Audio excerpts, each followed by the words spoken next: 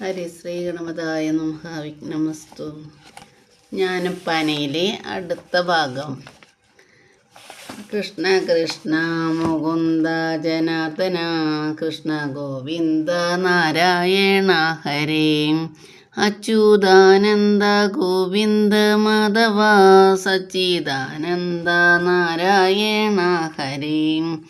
എത്ര ജന്മം പ്രയാസപ്പെട്ടി കാലം അത്ര വന്നു പിറന്നു സുഹൃതത്താൽ.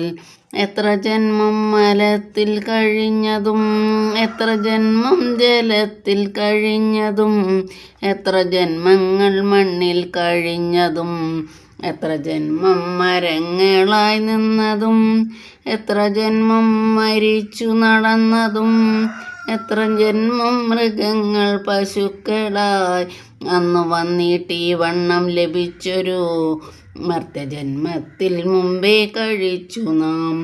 എത്രയും പണിപ്പെട്ടിങ്ങു മാതാവിൻ ഗർഭപാത്രത്തിൽ വീണതറിഞ്ഞാലും 10 മാസം വയറ്റിൽ കഴിഞ്ഞുപോയി 10 പന്തിരാണ്ടുണ്ണിയായിട്ടും പോയി. തന്നെ താൻ അഭിമാനിച്ചു പിന്നിടം തന്നെ താൻ അറിയാതെ കഴിയുന്നു. കൃഷ്ണ കൃഷ്ണ മുകുന്ദ ജനാർദ്ദന കൃഷ്ണ ഗോവിന്ദ നാരായണ ഹരേ. ഇനി അർത്ഥം പറയാട്ടോ. എൻ്റെ പേര് അനിത ശങ്കരനാരായണൻ. എല്ലാവരും സബ്സ്ക്രൈബ് ചെയ്യുക, ഷെയർ ചെയ്യുക. എത്രയോ ജന്മങ്ങൾ കഷ്ടപ്പെട്ട് അനുഭവിച്ച് നാം സുഹൃതത്തിൻ്റെ ഫലമായി മനുഷ്യനായി ഇവിടെ വന്ന് പിറക്കുന്നു.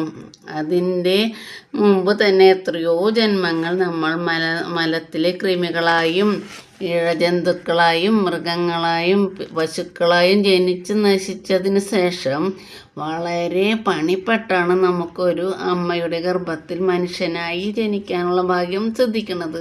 ശരിയല്ലേ?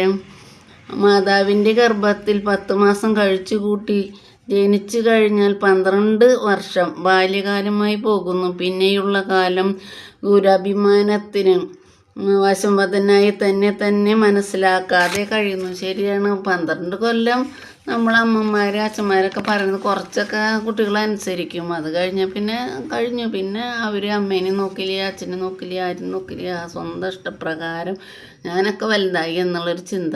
മാതാവിൻ്റെ ഗർഭത്തിലുള്ള ശിശുവിൻ്റെ കിടപ്പ് അത്ര സുഖമുള്ളതല്ല.